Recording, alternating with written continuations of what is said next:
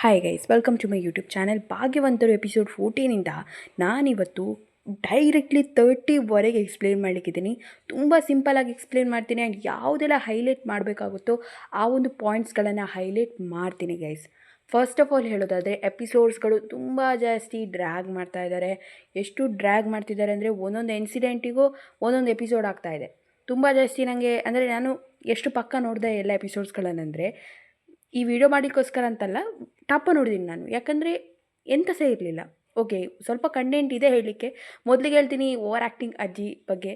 ಯಾಕಂದರೆ ಎಷ್ಟು ಓವರಾಗಿ ಆಡ್ತಾ ಇದ್ದಾರೆ ಅಂದರೆ ಲಿಟ್ರಲಿ ನಿಮ್ಮ ತಲೆ ಕೆಟ್ಟು ಹೋಗುತ್ತೆ. ಯಾಕಂದರೆ ಇಷ್ಟು ಓವರಾಗಿ ಆಡುವ ಅಜ್ಜಿ ನೋಡಿ. ನಾನೊಂದು ಹೇಳ್ತೀನಿ, ಶ್ಯಾಮ್ ಸುಂದರ್ ಅವರು ಬೇರೆ ವಿಷಯದಲ್ಲಿ ಎಲ್ಲದಕ್ಕೂ ಯೋಚನೆ ಮಾಡ್ತಾರೆ. ನೀವು ಹೊರಗೆ ಹೋಗಬಾರ್ದು, ಏನು ತಿನ್ನಬೇಕು, ಏನು ಉಡಬೇಕು, ಏನು ಹಾಕೋಬೇಕು ಅಂತ. ಬಟ್ ಇಷ್ಟು ಓವರಾಗಿ ಆಡ್ತಾ ಇದ್ದ ಅಜ್ಜಿ ಬಗ್ಗೆ ಇವರಿಗೆ ಮಾಹಿತಿ ಇಲ್ವಾ? ಶ್ಯಾಮ್ ಸುಂದರ್ ಎಜುಕೇಟೆಡ್ ಪರ್ಸನ್, ಅವ್ರಿಗೆ ಅರ್ಥ ಆಗ್ತಿಲ್ವಾ ಇಷ್ಟು ಓವರಾಗಿ ಆಡ್ತಿರೋ ಅಜ್ಜಿ ಜೊತೆ, ಐ ಮೀನ್ ಅತ್ತೆ ಜೊತೆ ಹೇಗೆ ತಾನೇ ತನ್ನ ಮಗಳು ಇರೋದು? ಸೀರಿಯಸ್ಲಿ ಗೈಸ್, ನನಗೆ ಒಂದೊಂದು ಅನಿಸ್ತು, ಐ ಥಿಂಕ್ 3 ಜನ ಗಂಡ್ಮಕ್ಳು ಅಲ್ವಾ, ಸೊ ಹಾಗಾಗಿ ಈ ಅಜ್ಜಿ ಇಷ್ಟು ಓವರಾಗಿ ಆಡ್ತಾ ಇದ್ದಾರೆ ಅಂತ. ಬಟ್ ಮತ್ತೆ ನಿಮಗೆ ಒಂದು ಸಖತ್ತಾಗಿರೋ ಟ್ವಿಸ್ಟನ್ನು ನಮ್ಮ ಮುಖಕ್ಕೆ ತಂದು ಹಾಕಿಬಿಡ್ತಾರೆ. ಅದು ಏನು ಅಂತ ನಿಮಗೆ ನಾನು ಮತ್ತೆ ಹೇಳ್ತೇನೆ. ಶಕ್ತಿ ಮತ್ತು ಜನನಿಯವ್ರದ್ದು ಎಂಗೇಜ್ಮೆಂಟ್ ಆಗ್ತಾಯಿದೆ ಆ್ಯಂಡ್ ಅಲ್ಲಿಗೆ ಜನನಿಯವರ ಫ್ರೆಂಡ್ ಬಂದು ಹೇಳ್ತಾಳೆ, ನೀನು ಮದುವೆ ಆಗಲ್ಲ ಅಂತ ಹೇಳ್ತಿದ್ದೆ, ಮತ್ತೆ ಯಾಕೆ ಮದುವೆ ಆಗ್ತಿದ್ಯಾ? ನಂಗೆ ಆವಾಗ ಅನ್ನಿಸ್ತು, ಇದೆಯಾ ಫ್ರೆಂಡ್ ಮಾರೆ. ಮತ್ತೊಂದು ವಿಷಯನೂ ಹೇಳ್ತಾಳೆ ಮದುವೆ ದಿನ, ನಾನು ಮದುವೆ ಆದಮೇಲೆ ಎಲ್ಲ ಚೆಂದ ಇರುತ್ತೆ ಅಂತ ಅಂದ್ಕೊಂಡೆ, ಬಟ್ ಮದುವೆ ಆದಮೇಲೆ ತುಂಬ ಪ್ರಾಬ್ಲಮ್ಸ್ ಕ್ರಿಯೇಟ್ ಆಯಿತು ಕಣೆ. ಆ್ಯಂಡ್ ಆ ಟೈಮಲ್ಲಿ ಜನರಿಗೆ ಅನಿಸ್ತದೆ, ಹೌದಾ ಪ್ರಾಬ್ಲಮ್ಸ್ ಇರುತ್ತಾ? ಆಮೇಲೆ ನಾರ್ಮಲ್ ಸಿಚುವೇಶನ್ ಅಂದರೆ ಎಂಗೇಜ್ಮೆಂಟ್ ಸೆರೆಮನಿ ಎಲ್ಲ ನೋಡ್ತೀವಿ. ಆ್ಯಂಡ್ ನಾನು ಒಂದು ವಿಷಯನ ಹೇಳಲೇಬೇಕು, ಇಲ್ಲಿ ಶಕ್ತಿ ಮತ್ತು ಜನನಿ ಮಧ್ಯೆ ಫೋರ್ಸಾಗಿ ಕೆಮಿಸ್ಟ್ರಿಯನ್ನು ನುಗ್ಗಿಸ್ಲಿಕ್ಕೆ ಟ್ರೈ ಮಾಡಿದ್ದಾರೆ. ಅಫ್ಕೋರ್ಸ್ ಗೌತಮನ ಎಲ್ಲರೂ ಕೂಡ ಮಿಸ್ ಮಾಡ್ಕೋತಾ ಇದ್ದಾರೆ, ನಾನು ಕೂಡ ಮಿಸ್ ಮಾಡ್ಕೋತಾ ಇದ್ದೇನೆ. ಬಿಕಾಸ್ ಗೌತಮ್ ಮತ್ತು ಜನನಿ ಒಂದು ಜೋಡಿ ಉಂಟು ನೋಡಿ, ಅದು ಪರ್ಫೆಕ್ಟ್ ಇತ್ತು. ಸ್ವಲ್ಪ ಕಾನ್ಸಿಕ್ವೆನ್ಸಸ್ ತೋರಿಸ್ತಿದ್ರೆ ಲೈಕ್ ಚೆನ್ನಾಗಾಗ್ತಿತ್ತು. ಈಗ ಶಕ್ತಿ ತುಂಬ ವೀಕ್ ಇದ್ದಾನೆ, ಅವನು ಯಾರ ಮುಂದೆ ಏನು ಮಾತಾಡಲ್ಲ. ಅವ್ನು ಏನು ಮಾಡ್ತಾನೆ, ಅವ್ನು ಜನನಿಯನ್ನು ನೋಡ್ಕೋತಾನ ನಂಗೆ ಗೊತ್ತಿಲ್ಲ ಗೈಸ್. ನಾನು ಇದು ರೀಮೇಕ್ ಸೀರಿಯಲ್, ಫಸ್ಟ್ ಜನನಿ ಸೀರಿಯಲ್ ನಾನು ನೋಡಿಲ್ಲ, ಓಕೆನಾ. ಭಾಗ್ಯವಂತರು ಸೀರಿಯಲ್ಲೇ ನೋಡ್ತಾ ಇರೋದು. ಸೊ ನನಗೆ ಗೊತ್ತಿಲ್ಲ ಸ್ಟೋರಿ ಯಾವ ರೀತಿ ಹೋಗುತ್ತೆ ಅಂತ. ಬಟ್ ನನಗೆ ಅಂದರೆ ಫೀಲ್ ಆಗ್ತಾಯಿದೆ, ಈ ಒಂದು ಫ್ಯಾಮಿಲಿ ಜೊತೆ ಜನನಿ ಮದುವೆಯಾಗಿ ಹೋಗ್ತಾಳೆ, ಆಮೇಲೆ ಪ್ರಾಬ್ಲಮ್ಸನ್ನು ಸರಿ ಮಾಡ್ತಾಳೆ ಅಂತ. ನೋಡುವ ಎಂಥ ಪ್ರಾಬ್ಲಮ್ಸ್ ಆಗುತ್ತೆ ಅಂತ. ನೋಡಿ ಗೈಸ್, ಇಲ್ಲೊಂದು ಪ್ರಾಬ್ಲಮ್ ಕ್ರಿಯೇಟ್ ಆಗುತ್ತೆ. ಓವರ್ ಆ್ಯಕ್ಟಿಂಗ್ ಅಜ್ಜಿದ್ದು ಪುನಃ ಮಾತು ಶುರುವಾಗುತ್ತೆ, ಈ ರೀತಿಯ ಸಂಪ್ರದಾಯ ನಮ್ಮಲ್ಲಿರಲಿಲ್ಲ. ಅಲ್ಲ ಅಜ್ಜಿ, ನೀವು ಯಾವ ಕಾಲದಲ್ಲಿದ್ದೀರಾ? ಹಾಂ, ನೀವು ಯಾವ ಕಾಲದಲ್ಲಿದ್ದೀರಾ ಅಜ್ಜಿ? ಈ ರೀತಿ ಸಂಪ್ರದಾಯ ನಮ್ಮಲ್ಲಿರಲಿಲ್ಲ. ಸೀರಿಯಸ್ಲಿ ಗೈಸ್, ನಾವು ನೋಡ್ತೀವಿ ಇಲ್ಲಿ ಜನನಿ ಒಂದು ಪ್ರಾಬ್ಲಮ್ ಸಾಲ್ವ್ ಮಾಡ್ತಾಳೆ. ಇದರಿಂದ ಗುಣಶೇಖರ್ ಅವರು ಎಲ್ಲರ ಮುಂದೆ ಹೇಳ್ತಾರೆ, ಸೂಪರ್ ಹುಡುಗಿ ಎಲ್ಲರೂ ಎಂಗೇಜ್ಮೆಂಟ್ ಕಂಟಿನ್ಯೂ ಮಾಡಿ. ಎಂಗೇಜ್ಮೆಂಟಿಗೆ ಎಲ್ಲರೂ ಒಳಗೋದ್ಮೇಲೆ ಉಳಿದ ತಮ್ಮನವರು ಬಂದು ಹೇಳ್ತಾರೆ, ಅಣ್ಣ ಪ್ರಾಬ್ಲಮ್ ಸಾಲ್ವ್ ಆಯಿತು. ನೋಡಿ ಗೈಸ್, ಆವಾಗ ಗುಣಶೇಖರ್ ಅವ್ರ ಉತ್ತರ ಆಗಿರ್ತದೆ, ಏನು ಪ್ರಾಬ್ಲಮ್ ಸಾಲ್ವು? ಆ ಹುಡುಗಿಯಿಂದ ನಮ್ಮ ಪ್ರಾಬ್ಲಮ್ ಸಾಲ್ವ್ ಆಗಬೇಕಾ? ನಾವು ಹುಡುಗರು ಕಣೋ, ಹುಡುಗರು. ಆ ಟೈಮಲ್ಲಿ ನನಗೆ ಫೀಲ್ ಆಯಿತು, ಈ ಟೈಮಲ್ಲೂ ಕೂಡ ಈ ರೀತಿ ಓವರ್ ಆ್ಯಕ್ಟಿಂಗ್ ಮಾತು ಬೇಕಿತ್ತ ಗುಣಶೇಖರ್ ಅವರೇ? ನಂಗೆ ಗೊತ್ತು ನೀವು ಓವರ್ ಆ್ಯಕ್ಟಿಂಗ್ ಅಜ್ಜಿಯ ಮೊದಲ ಮಗ ಅಂತ, ಅದಕ್ಕೆ ಅನಿಸುತ್ತೆ ಇಷ್ಟು ಓವರಾಗಿ ಆಡ್ತಾ ಇರೋದು. ಎನಿವೇಸ್ ಗೈಸ್, ಗುಣಶೇಖರ್ ಅವರ ಕ್ಯಾರೆಕ್ಟರ್ ಹಾಕಿದ ಈ ಆ್ಯಕ್ಟರ್, ಅಪ್ಪ ದೇವರೇ, ಎಂಥ ಆ್ಯಕ್ಟಿಂಗ್ ಮಾರೇ ಅವ್ರದ್ದು. ತುಂಬ ಜಾಸ್ತಿ ಇಷ್ಟ ಆಗುತ್ತೆ ನಿಮಗೆ. ನೀವು ತುಂಬ ಜಾಸ್ತಿ ಹೇಟ್ ಮಾಡಲಿಕ್ಕೆ ಶುರು ಮಾಡ್ತೀರಾ, ಅಷ್ಟು ಚೆನ್ನಾಗಿ ಆ್ಯಕ್ಟ್ ಮಾಡಿದ್ದಾರೆ. ಇವರಿಬ್ಬರು ತಮ್ಮ ಏನಿದ್ದಾರೆ, ಇವರು ಸ್ವಲ್ಪ ನಾರ್ಮಲ್ ಇದ್ದಾರೆ. ಆ್ಯಂಡ್ ಗುಣಶೇಖರ್ ಅವ್ರ ಮುಂದೆ ಏನೂ ಜಾಸ್ತಿ ಮಾತಾಡೋಕ್ಕೋಗಲ್ಲ. ಎಂಗೇಜ್ಮೆಂಟ್ ಸರಿ ಕಂಟಿನ್ಯೂ ಆಗುತ್ತೆ, ಎಂಗೇಜ್ಮೆಂಟ್ ಆಗುತ್ತೆ. ಆ್ಯಂಡ್ ಈ ಟೈಮಲ್ಲಿ ಕೂಡ ಶ್ಯಾಮ್ ಸುಂದರ್ ಅವ್ರಿಗೆ ಒಂದು ಸ್ವಲ್ಪ ಸಹ ಅರ್ಥ ಆಗ್ತಿಲ್ಲ ಈ ಒಂದು ಓವರ್ ಆ್ಯಕ್ಟಿಂಗ್ ಅಜ್ಜಿಯ ಮಾತುಗಳು. ಓಕೆ, ನಾನೊಂದು ಪಾಯಿಂಟನ್ನು ನೋಟಿಸ್ ಮಾಡಿದೆ, ಜನನಿಗೆ ಸ್ವಲ್ಪ ಸ್ವಲ್ಪ ಧೈರ್ಯ ಬರ್ತಿದೆ, ಅವಳು ಮಾತಾಡ್ತಿದ್ದಾಳೆ. ಆ್ಯಂಡ್ ನಿಮಗೆ 30 ಎಪಿಸೋಡಲ್ಲಿ ಗೊತ್ತಾಗುತ್ತೆ, ಯಾಕಂದರೆ ತುಂಬ ಜಾಸ್ತಿ ಮಾತಾಡಿದ್ದಾಳೆ ಜನನಿ.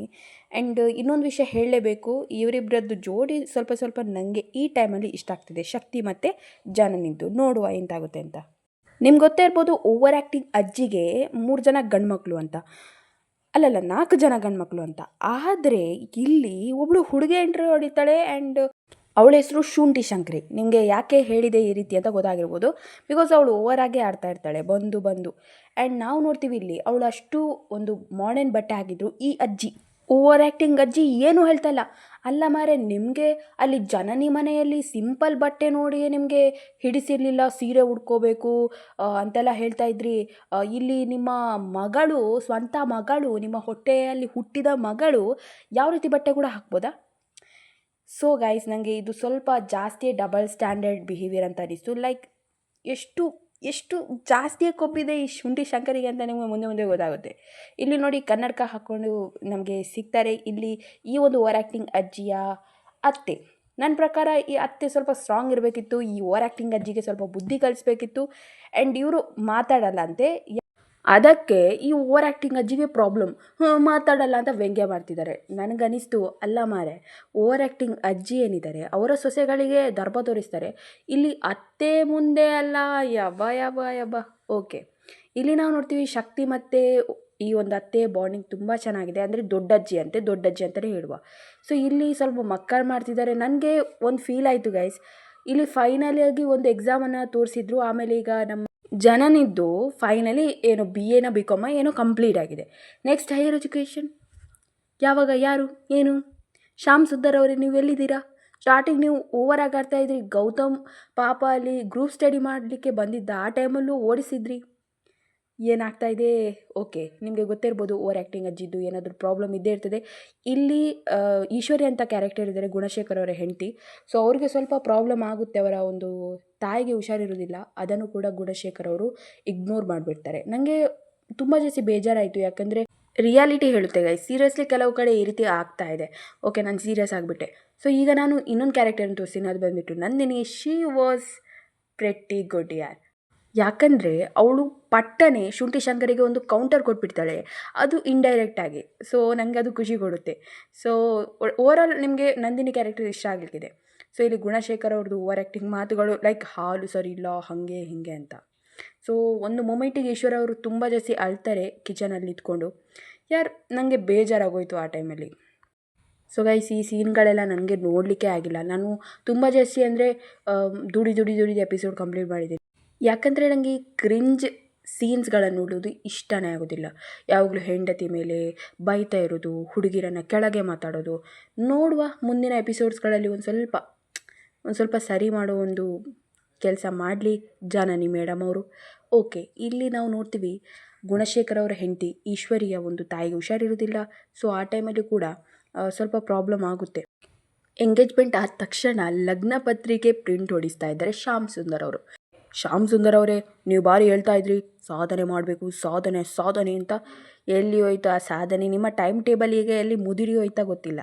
ಓಕೆ, ನಾವು ನೋಡ್ತೀವಿ ಇಲ್ಲಿ ಗುಣಶೇಖರ್ನ ಒಂದು ಮಾವನಿಗೆ ಗುಣಶೇಖರ್ ಅವರು ಇನ್ಸಲ್ಟ್ ಮಾಡ್ತಾ ಇದ್ದಾರೆ, ಏನೇನೋ ಹೇಳ್ತಾ ಇದ್ದಾರೆ ಇಂಡೈರೆಕ್ಟಾಗಿ.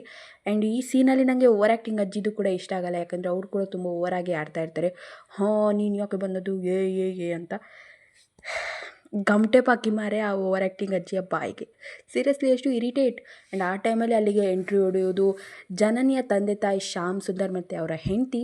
ಆ್ಯಂಡ್ ನಾವು ನೋಡ್ತೀವಿ ಇಲ್ಲಿ 3 ಸೊಸೆಯರಿಗೆ ಗುಣಶೇಖರ್ ಅವರು ಹೇಳ್ತಾ ಇದ್ದಾರೆ, ನಿಮ್ಮ ಮನೆಯವರು ಏನು ಕೂಡ ಬಿಟ್ಕೊಡ್ಬಾರ್ದು.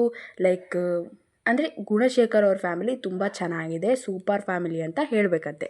ಸೊ ಇಲ್ಲಿ ನಾವು ನೋಡ್ತೀವಿ ಲಗ್ನ ಪತ್ರಿಕೆ ಕೊಟ್ಟಾದಮೇಲೆ ಇಲ್ಲಿ ಈಶ್ವರಿ ಅವರು ತುಂಬ ಜಾಸ್ತಿ ಅಳ್ತಾರೆ. ಆ್ಯಂಡ್ ನಾವು ಇಲ್ಲಿ ನೋಟಿಸ್ ಮಾಡೋದೇನೆಂದರೆ 3 ಮನೆಯನ್ನು ತೋರಿಸ್ತಾರೆ.